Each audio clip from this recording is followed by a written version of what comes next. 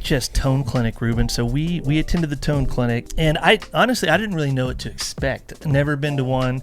Wasn't a lot of information on the site about it, other than Josh Scott was going to be there, Stu G was going to be there, and they were doing giveaways, and that's pretty much all you really need to know. That's enough for me. First off, it was pretty rad that Tone Shop and Guitar Sanctuary were there. They sponsored the clinic, and they had stations set up to where you could play. They had Nash guitars there. Mm-hmm. They had obviously a ton of JHS pedals to play.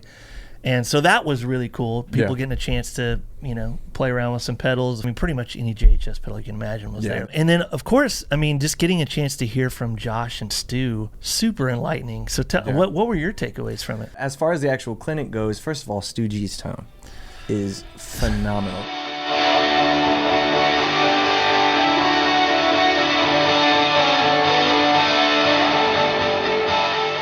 His clean tone was incredible. I mean, it wasn't pristine clean. Mm-hmm. It kind of like Edge of Breakup. He was running through a Vox and a deluxe reverb. And then when he added the kilt on top of that, I was like, okay. I was like, started looking up kilts. Like, okay, how much are kilts? Because I need one now. Yep. The very first chord he played, it was like, oh. I feel like the entire clinic just went like, oh. Yes.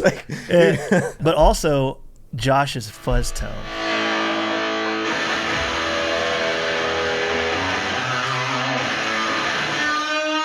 He was like, how many people in the audience are afraid of fuzz? And people were like 75% of the audience, like, and then he up. just was like, you're wrong. And then just kicked on a fuzz, and everybody was like, oh. Yeah, he's fiercely in the fuzz camp. Well, he kind of shared his secret sauce with the fuzz tone, was he kicked a clon after it, and it almost sweeps the EQ a little bit and puts it in a very more usable mid space. forward. Yeah. So that was kind of a cool takeaway. Very cool, too. yeah. Let's talk for a minute about Stu G. When I started playing guitar, this is the late 90s. The first band I was really way into and that I patterned my playing after was Mercy Me. I wanted all the gear that Mike had. I wanted I wanted to play like him and be him. The first guitarist to break me out of that was Stu G, and it was Delirious, and it was specifically the Glow album by Delirious.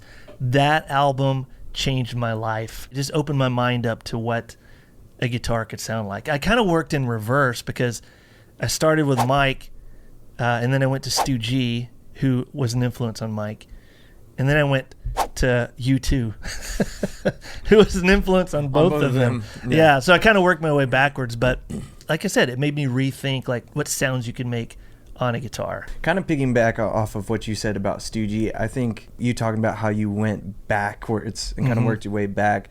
I think that is kind of the journey of the guitar player, because I actually had the same kind of backwards thing of I was into John Mayer, figured out John Mayer was really inspired by B.B. King and Hendrix, kept working my way backwards until I realized this is where it started. Yeah. This kind of amp, these kind of guitars, and then worked your way forward to see how it evolved over time. So everybody does it. We all have influences, and all of our sounds, all of our playing styles, everything that goes into what we play is shaped by our influences. See, I had a blast at the JHS Tone Clinic, and they're going to be doing more of these, so you guys follow JHS and keep your eye out for when one may be coming through your town.